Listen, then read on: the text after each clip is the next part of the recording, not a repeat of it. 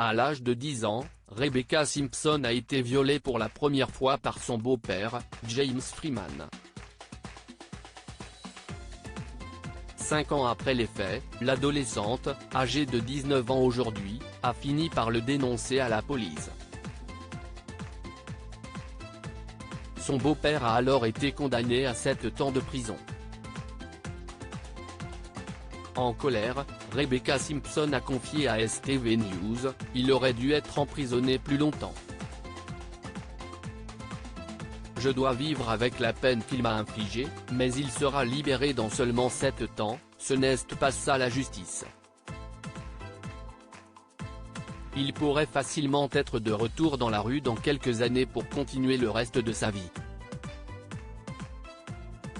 Si est pas juste. » Déçue, l'adolescente a déclaré, « Ce n'est pas assez bon. Cet homme a ruiné ma vie et déchiré ma famille. Il m'a enlevé mon innocence et m'a laissé avec des conditions médicales physiques douloureuses ainsi que le traumatisme de l'abus. J'ai l'impression que justice n'a pas été rendue. Je dois vivre avec tout cela pour le reste de ma vie. »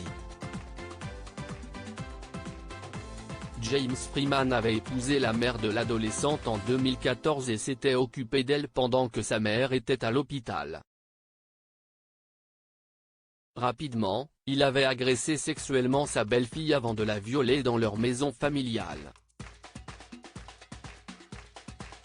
Alors qu'il la ligotait et lui bandait les yeux lors de ses actes, Rebecca Simpson a expliqué, « J'ai essayé de dire non, mais je ne pouvais pas bouger mes bras, ils étaient attachés au-dessus de ma tête avec un foulard.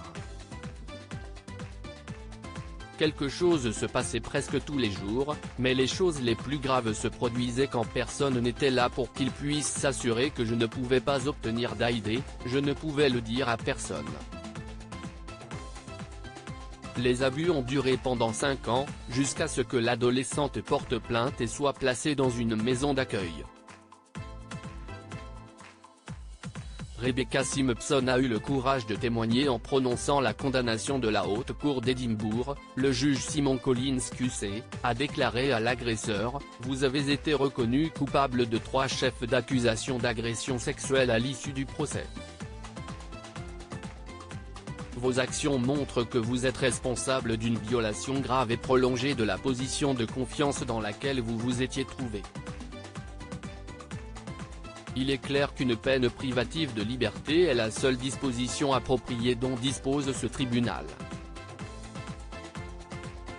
Alors que les organisations caritatives travaillant avec les survivants d'abus sexuels ont déclaré qu'elles espéraient que l'histoire de la jeune fille encouragerait d'autres personnes à parler, Gail Sale, de NSPCC Scotland, a indiqué, « Nos pensées vont à Rebecca, elle a fait preuve d'une telle bravoure non seulement en révélant l'abus en premier lieu, mais en passant par le processus judiciaire et en partageant son histoire avec le public. »